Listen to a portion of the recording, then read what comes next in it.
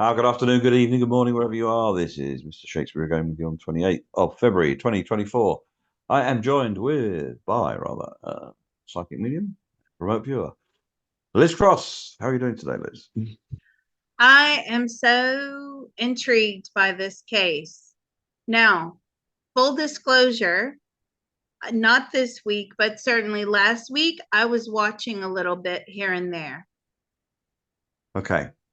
Full disclosure from me, I haven't paid any attention to any of it. I know. You didn't even know who she was. I said, let's do this one. I wanted to do a check-in with the jury to see if they have any idea how they're leaning at the moment. Right.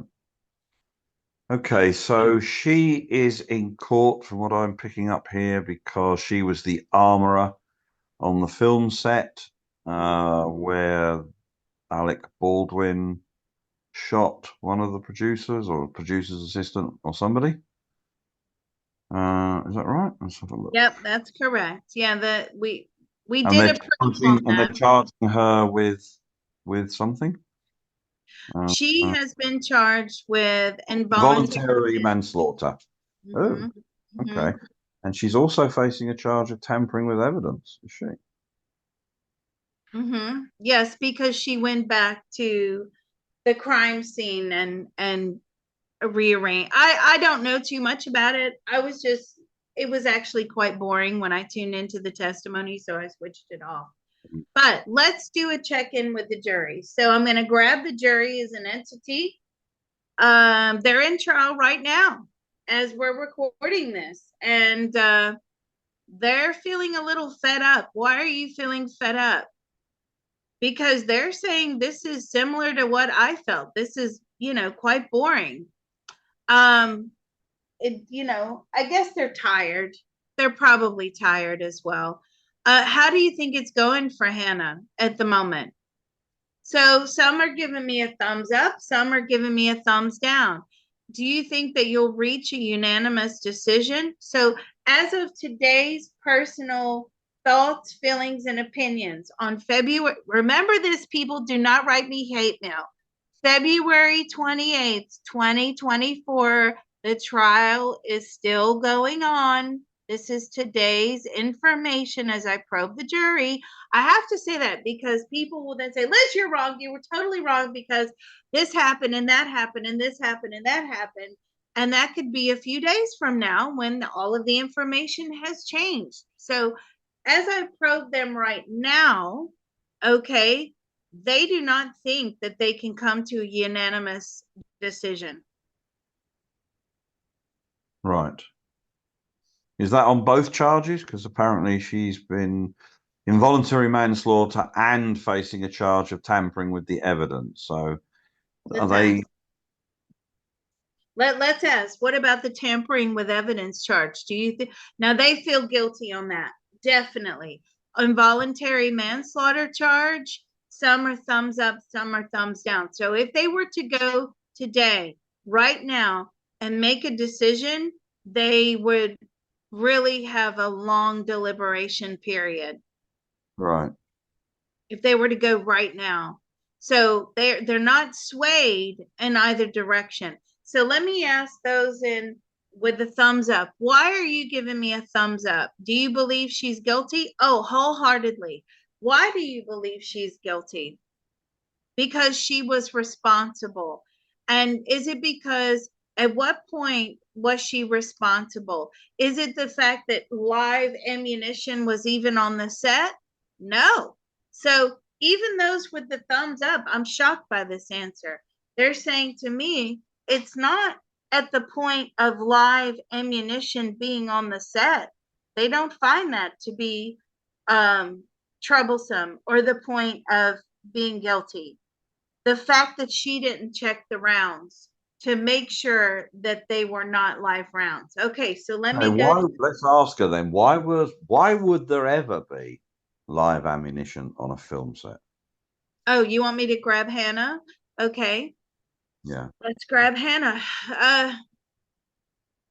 Let's see. Why were there live rounds? She didn't check the box. This is Okay. a lack of training. Well, Okay. I mean, she's the armorer, so you would think she knows what she's doing. But I still don't see why, on a film set of which is the world of make believe, they would have real live ammo ever on a film set. I mean, does somebody wake up in the morning for a shooting scene and they go, well, let's decide whether we're going to have live or blanks today? I mean, surely everything should be a blank. There should never be live ammo on any film set. Yeah. Why was it even there in the first place that she had to even check it? I don't. This is the bit I don't understand. did did who gave you the equipment to take to see her father or stepfather is like the lead man in running this company for, he's very well known to Right. for these film sets. Okay, can you grab him? I'm wondering if he's done this on purpose. Don't know who he is, so hold on. Well, that's where she said the box. It's this guy, Reed. Okay. Hold on, let's see if I can find anything about him. I mean, for somebody like, why wouldn't he check? Put it this way. Okay, if it was my kid, I would make sure that, I would give, not that I would ever have ammunition, but I would make sure that all the checks have been done. I wouldn't send my kid off to go, do a job with no checks being done of, possible live ammunition not uh suitable for a set. That doesn't make sense to me. Yeah. So Okay. that's him. Okay, I've got him. He's not very well. Okay. First thing that is coming in, does he have dementia? He's got like a bit of dementia. Okay. But why did he give his stepdaughter live ammunition for the movie set of Rust? What did you give Hannah ammunition? Let's ask him. Did you give Hannah the ammunition? She got it from my storage. Okay. Well, do you check all the ammunition that comes in? No, we don't check it. So when you order the ammunition, do you order it in the way that it's like not live rounds? Mostly. Do you ever order live rounds? Yes, sometimes. So the Why? box, Why? okay, why do you order live rounds? Because for whatever reason, his business, I don't know what else he does, but Oh, sometimes they okay. Yeah, okay. He says he's an exhibition shooter. All right. Well, in that case, he probably would have to have live round. But why would, most people just do not understand why there would ever be a live round on a movie set, ever. I mean, that's just, you know, let's I mean, ask this most question. people just cannot get their head around that one. Right. But that's not why our jury thinks she's guilty. It has nothing to do with the fact that she brought live ammunition onto the set. That's shocking to me, right? That the jury are saying, "Oh no, that's not why we feel those that feel guilty that she's guilty. That's not why we feel that she's guilty. We feel that she's guilty because she was responsible. It's all down to her." And so, it doesn't matter. So let's ask the jury this really quick. Does the fact that there is a low budget, there's money issues going on? No, they're saying no, she is wholly responsible for the ammunition, for the rounds and the guns, the weapons. And I'm saying, but what about the fact that she was doing other things? We don't care about that. She's responsible. Do you think at that point, I'm asking the jury, the ones that say she's guilty, or they believe at this moment that she's guilty, do you believe that at that point she should have said, no, I'm the armorer. This is my job. I have to pay attention to what I'm doing. Therefore, I cannot do all this other stuff. And they said, yes. She should have stood down or resigned from the job if she wasn't able to do the job that she was being paid to do, or paid or unpaid, right? It doesn't matter. Her reputation, they're saying to me, and it was at stake. And she should have had the common sense to say, I'm stepping away from this. You will have to hire someone else. But she didn't do that. That's why they're finding her guilty. They How many? believe she should have walked. Let's ask her this question: how many movie sets or whatever has she been the armorer on in her life, approximately? Have you been the armor in your life? Not very many, maybe one or two. Oh, right. Okay. Does And she have? the head armorer, I Does she? feel that's very low. Right. Does she have I any think particular she, training in firearms then and weapons? sorry, let me give this to you. She's been on sets with him, Okay. the dad, Yeah. but Okay. not as, not so much as the lead, not by herself. Have you had training to handle firearms? Yes, she's had basic training. Did you take this job seriously? No. She said, I had a lapse in judgment. Was it a shock to her when live ammunition was discovered then? Quit prior to the shooting, right? Because of the live ammunition. I only know that because I caught a snippet on like court TV. But yeah, I see what you mean, right? So let's ask this question. When the people walked out because of the live ammunition, what about it? Right? As I connect with her, she's very insular. She's very like chip on her shoulder, very defensive. Do you believe you've made a mistake? No, I was doing what I was told to do, she says. Okay. But I'm saying, but who told you to do anything? You're the one in charge. And she's pointing to Alec Baldwin. He was in charge.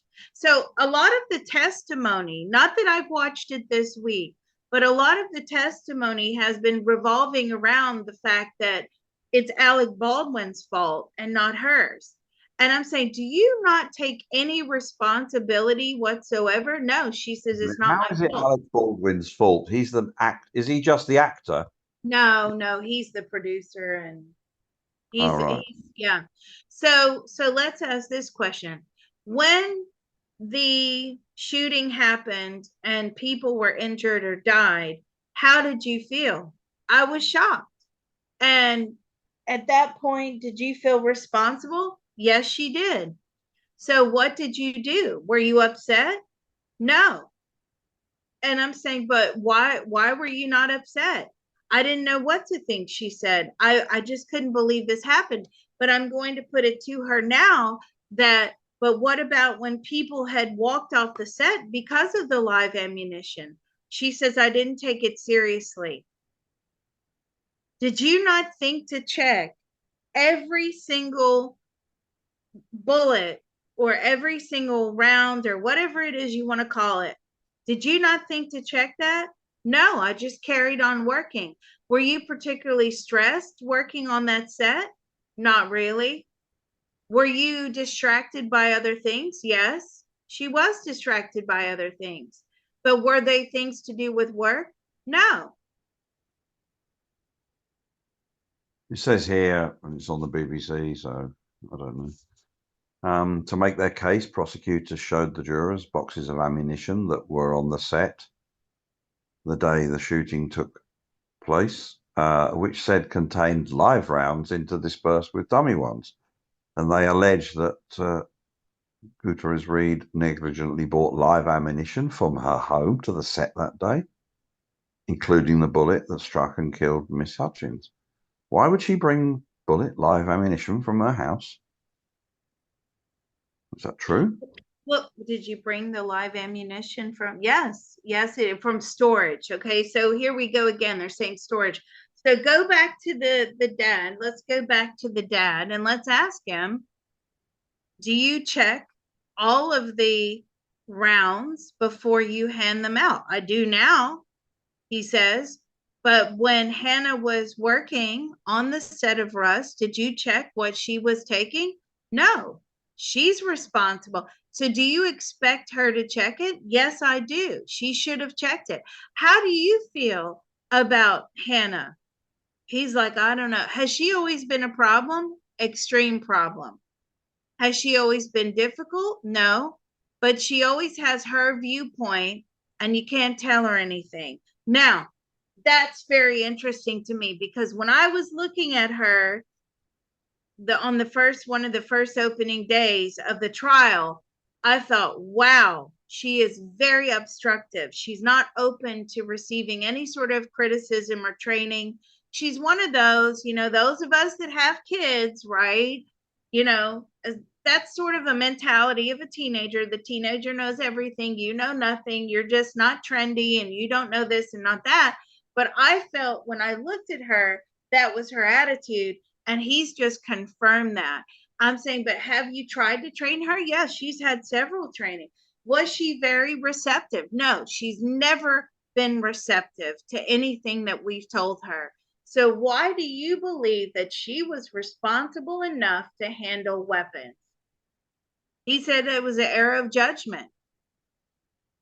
So he knows that she's not responsible.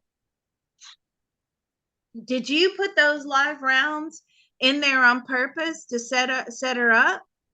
No. Did you have any inclination that there were live rounds in those boxes? No. At any point, did Hannah come to you and tell you that there were live rounds being used on the set of Rust? No, she doesn't talk to me. She didn't tell me anything. Their relationship is not good. Right, and yet somebody still recommended her for the job of armorer on this movie set. And also, she's trying to blame Baldwin. Okay, well, if he's just given the gun as an actor, and I'm on line 3 on page 4 of his script, it says shoot the bad guy. That's what he would do. I mean, he's probably done it 1,000 times before. What is he supposed to do? Stop and check the weapon, see if it's blank or alive? Yes, he Really? is. Really? Yes, there's lots of checks that have to take place. Yeah, But but you even have by the to say, actor, even by the yes, actor. even by the actor, I believe so. But then you have to say at which point in the chain of checks, right? The checkpoints, right? At which checkpoint was it at fault? That's where the jury has to decide. The law says, or they wouldn't have been able to charge her. The law says at the point of her bringing live rounds onto the set. But the defense is saying, well, there's lots of checkpoints. At which checkpoint do you find fault with which person? Now they're trying to say that the checkpoint fault lies with Alec Baldwin, but some members of the jury are saying no, absolutely not. It lies with her. So let's ask the members of the jury that say that right now, they believe she's not guilty. So I'm going to group them together. Why do you believe she's not guilty? Because it can't be proven by a reasonable doubt. So that's their thing. And of course, I know they said involuntary manslaughter because the mens rea has to coincide with the actus reus. Yes, Liz went to law school, by the way. Liz does have a law degree. And the mens rea coinciding with the actus reus means the mental status has to coincide with the actual intention or the act. So the intention has to be there and the act has to be carried out. Obviously, the intention for her was not there. That's why it's involuntary manslaughter, but the act still happened. But I don't know. We'll see, because I look at the jury right now, they can't come to an agreement. Right. Very interesting, Mr. Shakespeare. Don't you wish you had court TV in the UK? I think we do have court TV on one of the channels. I don't know. It's American. Maybe it's the American one. I don't think it's.